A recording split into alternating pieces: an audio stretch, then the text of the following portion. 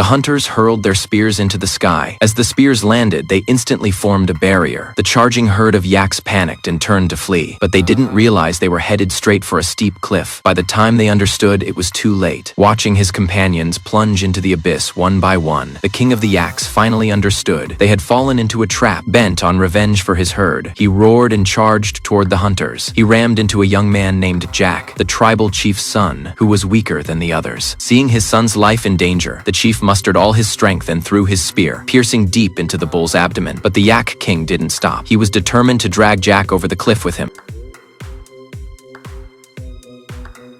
Miraculously, Jack did not die immediately. He managed to grab onto a rocky ledge partway down and hung suspended in midair, but the top was still over 30 feet away, making rescue extremely difficult. His father yelled for him to hold on, but Jack couldn't support his full weight any longer and fell once again. The chief called out his son's name for a day and a night, but heard no response. Eventually, he had to accept that his son was gone. What no one knew was that fate had given Jack one more chance. He hadn't fallen all the way into the chasm. Instead, he landed hard on a jutting ledge further down. A vulture landed on him and pecked sharply at his lips. The intense pain woke Jack. But when he looked down, he was terrified. The deep valley lay below him. His only choice was to try climbing up. Suddenly, his footing gave way, and he was left dangling once again, with no ledge left to stand on. It seemed all he could do was wait for death. Before long, a fierce storm swept in. Rain poured down the cliff face, and in his desperate state, Jack saw a glimpse of hope. The water level in the valley began to rise steadily. Then, at the very last moment, Jack let go.